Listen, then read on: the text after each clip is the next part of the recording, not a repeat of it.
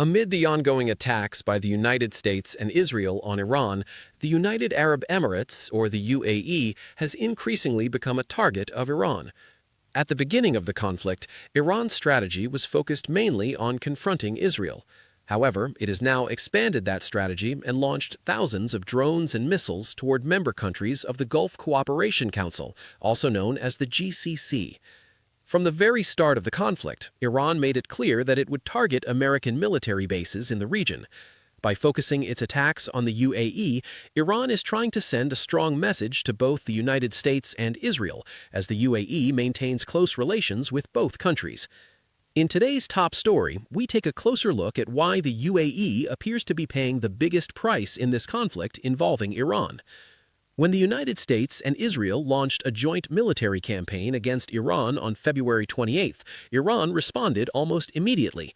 It did not limit its attacks to Israel alone, but also targeted Gulf nations that are considered allies of the United States. Countries including Bahrain, Kuwait, Saudi Arabia, Qatar, Oman, and especially the UAE have been targeted.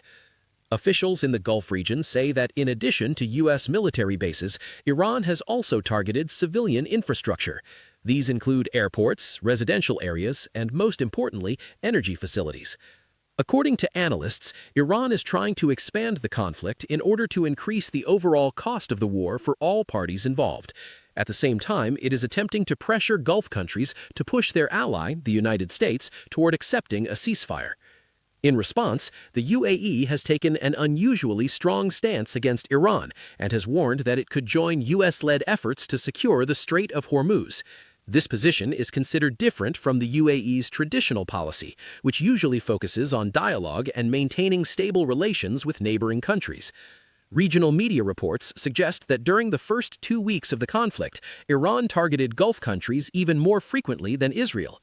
According to reports by Al Jazeera, data from the first 11 days shows that while Israel faced around 433 attacks, more than 3,000 attacks were directed toward Arab countries. Figures from the first 3 weeks indicate that the UAE has been the most heavily targeted. Mohammed Baharoun, head of the Dubai Public Policy Research Center, told Sky News Arabic that Iran sees the UAE as an easy target and the first step in a possible domino effect. The term domino effect refers to a chain reaction where one initial event triggers several others, leading to a much larger overall impact. Since the beginning of the conflict, Iran has reportedly targeted several critical locations in the UAE.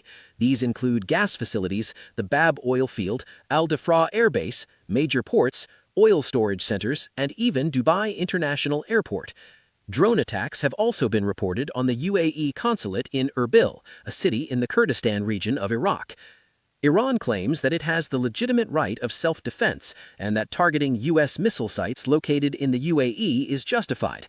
However, the UAE has strongly denied allegations that its territory was used to launch attacks against Iran. The UAE, which has long been considered the economic, digital, and media hub of the region, has been significantly affected by the war. The closure of airspace and cancellation of flights have caused major losses to the tourism and aviation sectors. Reports suggest that within the first week alone, Gulf airports suffered nearly $400 million, with the UAE accounting for approximately $95 million of that amount. Despite this, the UAE government and local media have tried to maintain the country's image as a safe and stable destination. UAE President Mohammed bin Zayed Al Nahyan reassured citizens that the situation is under control and that the country is fully prepared to deal with any potential threat.